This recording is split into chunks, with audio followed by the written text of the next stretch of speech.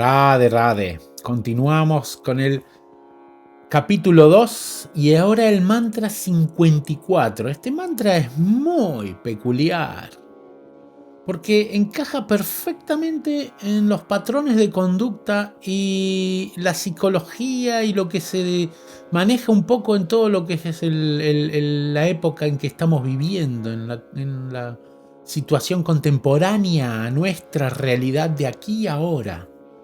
Arjuna le hace unas preguntas después de que Krishna le describe cómo actúa un alma divina. Y Arjuna pregunta en el texto 54 del capítulo 2, Arjuna dijo: «Oh Krishna, ¿cuáles son las señales de aquel cuya conciencia está absorta en la trascendencia y que controla los sentidos? ¿Cómo habla? ¿Qué lenguaje usa? ¿Cómo se sienta? ¿Cómo camina?». Le está preguntando sobre el lenguaje corporal de un sabio para poder reconocerlo. No le está preguntando sobre qué filosofía habla, sobre cómo se pinta el cuerpo, sobre cosas del fashion habitual que vemos en las pasarelas de la ilusión en este mundo, donde todo el mundo aparentan desde la riqueza hasta la pobreza y desde la sabiduría hasta la ignorancia, todos son grandes apariencias. No, le está preguntando cómo actúa un sabio de verdad. ¿Cómo es el lenguaje corporal de un sabio? La suprema personalidad de Dios, Sri Krishna, dijo: «Oh Partha, se dice que un hombre se halla en estado de conciencia trascendental pura cuando abandona todas las variedades de deseos de complacer los sentidos. La lengua, los ojos, el olfato, la audición, el tacto, los sentidos materiales, la sensación del placer de los sentidos de su cuerpo. Deseos que surgen de la invención mental, y cuando su mente purificada de ese modo encuentra satisfacción únicamente en el ser. La mente del sabio solo disfruta de lo espiritual, solo disfruta de las realidades del alma, y estas son muy variadas. No significa que estamos hablando de un concepto religioso, de la mentira que nos implantaron en Occidente sobre la realidad del alma y nuestra conexión con Dios, sino de una conciencia absorta en esta realidad 24 horas al día. Aquel cuya mente no se perturba ni siquiera en medio de las 3 clases de sufrimiento, ni se alboroza en los momentos de felicidad, y es que está libre de apego, temor e ira. Se dice que es un sabio de mente estable». Ahí te dio un secreto. ¿Cómo es un sabio? Para que uno... ¿Por qué? Porque cuando uno descubre a los sabios, tiene que tener como meta en su vida conseguir más asociación de esos sabios, porque el estar en contacto con los sabios nos da sabiduría.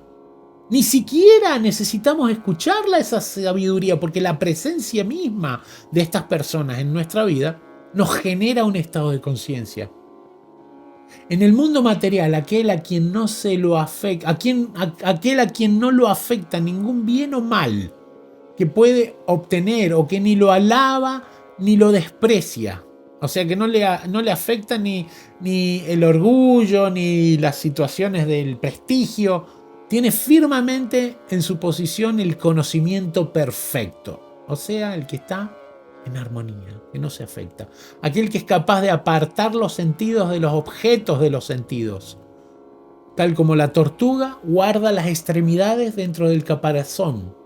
Tiene firmemente en su posición el conocimiento perfecto. ¿Qué quiere decir esto? Que ante todo el bombardeo de disfrute de los sentidos, comida, sexo, sensaciones de placer por el prestigio ante los demás, todo lo que incluye toda esta circunstancia de los disfrutes de los sentidos, el sabio es trascendente a ellos. No les afecta.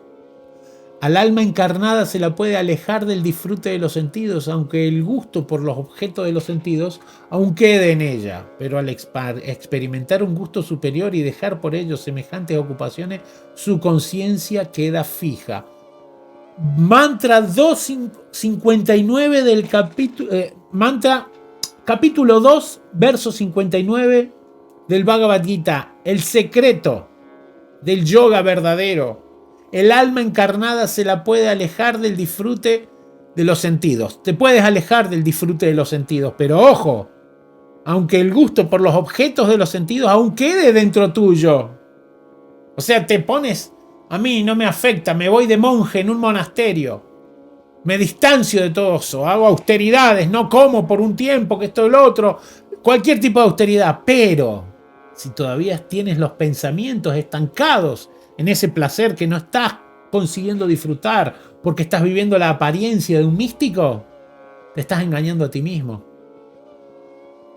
Al experimentar un gusto superior, ahí está el secreto, cuando disfrutas de tu conexión eterna con lo divino, ahí naturalmente ya se desvanecen esos deseos de tu mente. Y eso es lo que estamos buscando. Eso es lo que tenemos que lograr desenvolver en nosotros. El aprecio de la sensación, del placer, del disfrute de lo divino. Porque en el momento que entramos en contacto con eso, ya no hay vuelta atrás. Ya no tenemos interés. No nos atrae todo este mundo finito. Oh Arjuna, los sentidos son tan fuertes e impetuosos que incluso arrastran a la fuerza a la mente del hombre de buen juicio, que se esfuerza por controlarlos. Aquel que restringe los sentidos, manteniéndolos bajo control, y fija su conciencia en mí, es conocido como un hombre de inteligencia estable. ¿Qué quiere decir Krishna aquí con eso? Fija su conciencia en mí. ¿Qué tengo que estar pensando en la forma de Krishna, el chico con la flauta, con el pelito enrulado negro oscuro, con una pluma de pavo real en su cabeza todo el tiempo? No, estamos en un estado de conciencia donde estamos pensando en cómo satisfacer al Krishna que existe en todas las almas. Y de esa manera podemos lograr esa sensación en nuestro corazón, porque estamos actuando de la misma manera que actúa Krishna. Krishna, al igual que un alma pura, está constantemente viendo cómo satisfacer a los demás. Eso es el amor verdadero. Nuestra naturaleza humana está conectada directamente con eso. Cuando nos deshumanizamos es que estamos empezando a competir y ver que lo tuyo es mío, que lo mío es mío, que lo tuyo tengo que quitártelo, que hay competencia y no va así. Competimos en vez de compartir. Perdimos nuestra humanidad. Al contemplar los objetos de los sentidos, repito, en la persona se desarrolla... No, este es el siguiente, el 62. Acá explica qué sucede, cómo sucede. Al contemplar los objetos de los sentidos, en la persona se desarrolla el apego por ellos. Veo una mujer y me atraigo, veo esta comida y me atraigo, veo un coche diferente al mío y me atraigo. Desarrollamos el apego. De ese apego nace la lujuria. Y de la lujuria surge la ira. ¿Por qué? Porque la lujuria es el deseo de disfrutar de algo y cuando no lo logro me enojo. Es como cuando a un niño le quitas el disfrute. Hoy en día, antes no sé, era la pelota, hoy le quitas el teléfono o el iPad.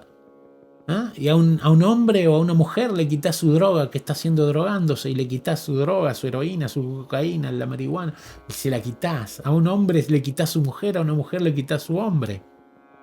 La ira viene, ¿por qué? Porque tenemos la lujuria del disfrute. Es muy simple. De la ira surge la ilusión completa. Entramos en un estado de completa dramatización de la realidad, o sea, vivimos una creación de la mente y de la ilusión, una ilusión en sí, la confusión de la memoria. ¿Qué significa la confusión de la memoria? Que olvidamos nuestra realidad espiritual. Naturalmente nos apegamos a las cosas finitas, por ende la conciencia de lo eterno se desvanece y nos olvidamos completamente. Cuando la memoria se confunde, se pierde la inteligencia y al perder la inteligencia uno cae de nuevo en el charco material. O sea, el diamante que somos como seres divinos se embarra y pierde todo su brillo. Estos mantras del capítulo 2 son importantísimos. Una persona que está libre de todo apego y aversión. Apego y aversión. De las dos cosas tenemos que estar libres. Y que es capaz de controlar los sentidos por medio de los principios que regulan la libertad. Puede conseguir toda la misericordia del Señor. ¿Por qué? Porque recibimos ese estado de conciencia gracias a estar en contacto con el estado de conciencia. Y a eso se refiere la misericordia del Señor, es que abrimos la puerta de la comprensión de nuestra realidad espiritual. Para aquel que se encuentra satisfecho de ese modo, en el estado de conciencia de Krishna, krishnaizada, conectado con la suprema personalidad de Dios y tu espiritual, dejan de existir las tres clases de sufrimientos de la existencia material. Con la conciencia así de satisfecha, la inteligencia de uno pronto queda bien establecida. Aquel que no está relacionado con el Supremo mediante el estado de conciencia espiritual no puede tener ni inteligencia trascendental ni una mente estable, sin lo cual no hay posibilidad de encontrar la paz. ¿Y cómo puede haber paz? ¿Cómo puede haber felicidad sin paz? No se puede. Así como un fuerte viento arrastra un bote que se encuentra en el agua, asimismo uno solo de los errantes sentidos en el que se concentre la mente puede arrastrar la inteligencia del hombre. ¿Qué significa esto? Que si nuestros sentidos, ¿no es cierto? La piel, el sentido de la... me agarro la barba. El sentido de la lengua, el gusto, los ojos, los oídos, se dejan llevar. La mente se va con ellos y perdemos nuestra capacidad intelectual de discriminar qué nos hace bien y qué nos hace mal. Por lo tanto, oh tú, el de los poderosos brazos, todo aquel cuyos sentidos están apartados de sus objetos de los sentidos, tiene sin duda una inteligencia firmemente establecida. Acá Krishna, no sé si se han dado cuenta, pero le ha descrito a Arjuna todo lo que él preguntaba: cómo actúa, cómo piensa, cómo se mueve un trascendentalista, cuál es el estado de conciencia que tiene. Lo que es la noche para todos los seres es el período del autocontrolado, que es el período en el que el autocontrolado se despierta. Los monjes o los sabios generalmente se despiertan temprano y se van a dormir temprano porque utilizan la noche para descansar. Y el período en que todos los seres se despiertan es la noche para el sabio introspectivo. La persona que no se perturba por el incesante fluir de los deseos, que entran en ella como los ríos en el océano, el cual, aunque siempre se está llenando, permanece calmo. El océano no se pone mal ni muy movimentado por la cantidad de ríos que entran. Esos son una buena analogía, ¿no? Los sentidos, el bombardeo que existe de lo externo y nuestra mente como el océano, calma. Esa persona es la única que puede encontrar la paz y no el hombre que se esfuerza por satisfacer los deseos. Cuando uno se esfuerza constantemente por disfrutar de los sentidos, terminará insatisfecho. Por algo, el cuerpo biológico claramente nos está dando una enseñanza. Cuando nos vamos poniendo más viejos, menos deseos tenemos de satisfacer los sentidos. Si una persona llega a vieja, incluso en cualquier sociedad, una sociedad degradada como la occidental, incluso, una persona llega a vieja y está deseoso de estar con niñitas jóvenes, es mal visto. ¿Por qué? Porque en esa era, en ese momento, en esa época de su vida, él debería estar preparándose para la búsqueda de la sabiduría, para prepararse para la hora de la muerte. Entonces, acá sí, solo se puede encontrar la verdadera paz la persona que ha renunciado a todos los deseos de complacer los sentidos, que vive libre de deseos y que ha renunciado a todo el sentido de posesión y que está desprovista del ego falso. La posesión, ese es el camino de la vida espiritual divina.